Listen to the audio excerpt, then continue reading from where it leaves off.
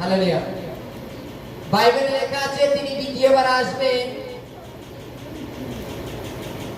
আর তিনি যখন আসবেন মেঘ যোগে আসবেন। মরিয়মের মতো তেমন কোন মহিলার আর গর্ভে আসবে না, তিনি মেঘ যোগে আসবেন এবং যতজন জগতের ধার্মিক আছে তাদের তিনি তুলে নেবেন, নিয়ে তাদের সাথে রাজত্ব করবেন। হালেলুয়া। তাদের সাথে বাস করবেন। এটা আমরা জানি তো। হালেলুয়া। কিছু ক্ষেত্রে খুব গল্প মনে হয় জানো।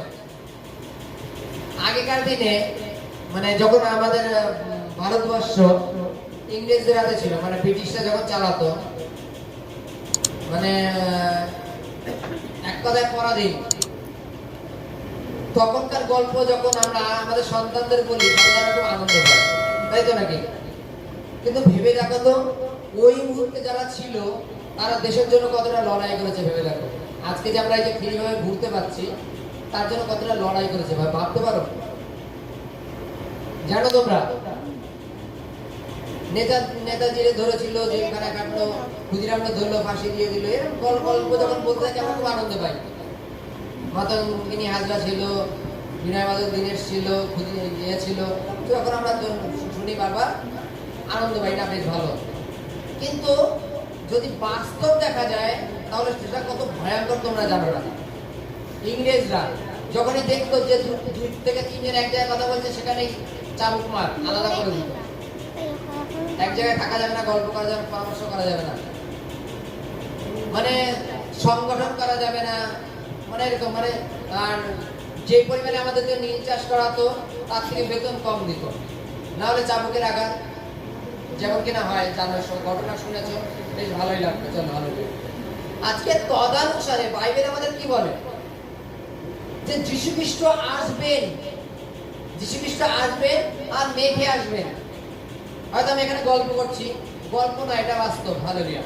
তিনি মেঘে আসবেন, আর তিনি যখন আসবেন, তিনি যখন ঘোড়ায় পুরো পৃথিবীতে আসবেন না, তিনি মেঘে আসবেন এবং জগতে যতজন ধার্মিক আছে তিনি সমস্ত ধার্মিককে তুলে নেবেন, আর বাকি এই জগৎটাকে সমস্ত নষ্ট করে দেবেন,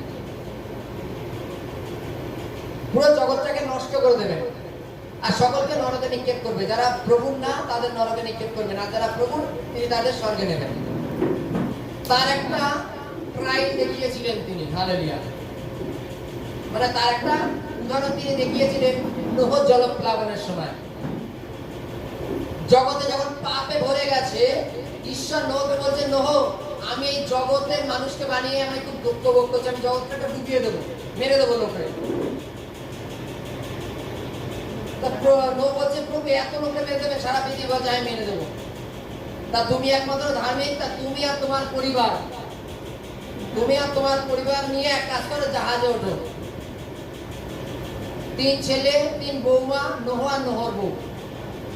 বলছে তুমি পাহাড়ের উপর একটা জাহাজ বানাও, আমি তোমাকে রোজ কাঠের যোগান দেবো, তুমি জাহাজ বানাও, আমি কেননা পৃথিবীটাকে ধ্বংস করে দেবো।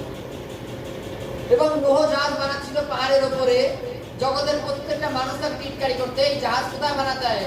জাহাজ বানাতে হয় তো নদীর পাশে, সমুদ্রের পাশে, তুমি পাহাড়ের উপরে কেন বানাচ্ছ? বলে ঈশ্বর আমাকে বলেছে।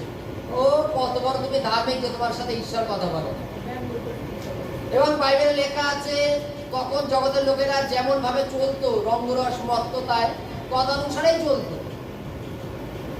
নোহ এত জাহাজ বানিয়ে ফেলছে, রোজ অল্প করে জাহাজ বানাচ্ছে, আর রোজ জাহাজ বানানোর পরে যতটুকু সময় থাকে ততটুকু সময় বলতে থাকে যে ঈশ্বর আমাকে জাহাজ বানাতে বলেছে, বানাচ্ছি, ঈশ্বর কিন্তু পৃথিবী ধ্বংস করে দেবে, কেউ মন পরিবর্তন করবে। কিন্তু কোনো এক সময় ঈশ্বর নোহকে বলছে, নোহ এবার তুমি জাহাজে ওঠো। জাহাজ কিভাবে বানাবে বাইবেলে লেখা আছে যে 2 তলা জাহাজ, 3 তলা জাহাজ, বা কোথায় কি বানাতে হবে A to Z বলেছে। বলার পরে বলছে, নোহ তুমি এক কাজ করো, সমস্ত খাবার দাবার নিয়ে ওঠো, জাহাজে ব্যবস্থা করে দিচ্ছি, ঈশ্বর ব্যবস্থা করে দিয়েছে। ঈশ্বর বলছে, নোহ তোমার জাহাজে প্রত্যেকটা প্রাণী জোড়ায় জোড়ায় এসে তোমার জাহাজে উঠবে, তোমার কারো বুঝ দেবে না। 2টো পায়রা, 2টো হাতি, 2টো বাঘ, 2টো সিংহ, 2টো গরু, 2টো ছাগল এইভাবে এসেছিল, অলরেডি তার জাহাজে উঠে গেছে। এবং ঈশ্বর বাইরে দিয়ে দরজা বন্ধ করে দিয়ে জলপ্লাবন দিল, একটানা 40 দিবারাত্র বৃষ্টি, জল আস্তে আস্তে আস্তে উঠতে উঠতে পাহাড়ের উপরে উঠে গেল। সারা দেশের লোক তখন তখন তো সব শেষ, মানে কে কখন কাকে বাঁচাবে। যদি কেউ কারোর মা বাবা বয়স্ক যারা বিছানা সজ্জা, তার ছেলে মেয়েরা কি করবে? বাবা মারে কাঁধে করে নিয়ে কোথায় যাবে? তখন তুই থাক, আমি একটু আগে বেঁচে নি, সাঁতরা এসে বেঁচে গেল। কারোর বাচ্চা কাচ্চা ছোট, তারা কি করলো? ফেলে দিয়ে চলে গেল। কি করবে? নিজে তো আগে বেঁচে নি। এবং তারা কিছু কিছু লোক, তারা জাহাজের কাছে গিয়ে বলছে, নহ এবার দরজা খোলো, আমরা জাহাজ উঠবো। নৌ বলছে, ঈশ্বর বাড়ি থেকে লক করেছে, আমার খোলার ক্ষমতা নেই, কেননা তোমরা এতদিন পরিবর্তন হওনি। হালেলুয়া। তদানুসারে স্বর্গরাজ্যের বিষয়টা বাইবেলে এইভাবে উল্লেখ করা আছে যে তিনি মেঘযোগে আসবেন, আর তিনি যত ধার্মিক থাকবেন তাদের তিনি তুলে নেবেন, আর বাকি জনাকে তিনি নরকে নিক্ষেপ করবেন। বাইবেলে এই বিষয়টা কি বলছে? হালেলুয়া। আমি একটুখানি পড়ছি, যেহেতু লাস্ট পাঠ তো। হালেলুয়া। লোক লিখিত সুসমাচার 21:29, আর তিনি তাহাদিগকে একটি দৃষ্টান্ত করিলেন, ডুমুর গাছ ও তাহার সকল গাছ দেখো, যখন সেগুলি পল্লবিত হয়, তখন তাহা দেখিয়া তোমরা আপনারাই বুঝিতে পারো যে গ্রীষ্মকাল সন্নিকট। সেইরূপ তোমরাও যখন এই সকল ঘটিতে দেখিবে, তখন জানিবে ঈশ্বরের রাজ্য সন্নিকট। হালেলুয়া। আমি তোমাদেরকে সত্য বলিতেছি, যে পর্যন্ত সমস্ত সিদ্ধ না হইবে, সেই পর্যন্ত এই কালে লোকদের লোভ হইবে না। হালেলুয়া। হালেলুয়া।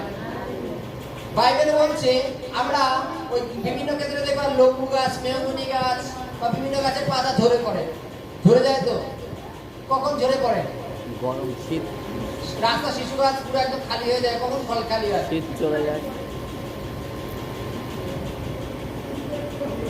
শীতের পর পর, তাই তো বসন্তকাল, কারণ তারপর আবার গ্রীষ্মকাল চালু হবে। বলছে তোমরা পাতা ঝরে দেখে, ঝরা দেখে তোমরা অনুভব করে ভালো যে কাল সন্নিকট, তাই তো, মানে গ্রীষ্মকাল সন্নিকট। তোমরা পিঁপড়ের ডিম নিয়ে ওঠা দেখলে বলতে পারো যে আজকে বৃষ্টি হবে। বোঝো তো নাকি? পূব পশ্চিমে মেঘ দেখলে বোঝো তো বৃষ্টি হবে। বাইবেল বলছে যীশু খ্রিস্ট তার আগে কিছু সিমটম দিয়েছে যে আমার আসার পূর্বে জগতে কি হবে। বাইবেলে লেখা আছে, জাতির বিরুদ্ধে জাতি, রাজ্যের বিরুদ্ধে রাজ্য, দেশের বিরুদ্ধে দেশ উঠবে, তোমরা যুদ্ধ জনরাপ শুনবে, ব্যাকুল হইও না। এমন সময় আসবে, পিতা সন্তানের বিরুদ্ধে, সন্তান পিতার বিরুদ্ধে, শাশুড়ি বৌমার বিরুদ্ধে, বৌমা শাশুড়ির বিরুদ্ধে, এই রূপ জগতে হবে। তখন মনে করবো আমি আসবো। আর তিনি যখন আসবেন, এটা না যে আমি আসবো, কয়েকদিন দেরি করবো, তোমরা ধার্মিকতা এখন আমার মন পরিবর্তন করে তারপরে দেবো, তা না। তিনি জাস্ট কয়েক সেকেন্ড, কয়েক মিনিটের জন্য আসবেন। তার জন্য আমাদের ধার্মিকতা আগের থেকে পরিধান করতে হবে, আমাদের ধার্মিক হয়ে থাকতে হবে, যে তিনি যখনই আসবেন তিনি যেন আমাদের তুলে নিতে পারেন। আর বাকি যতজন থাকবে ততজনকে কি করবে? তিনি সমস্ত বিনষ্ট করে দেবে। হালেলুয়া। জয় যিশু। আমরা সকলে উঠে দাঁড়াই।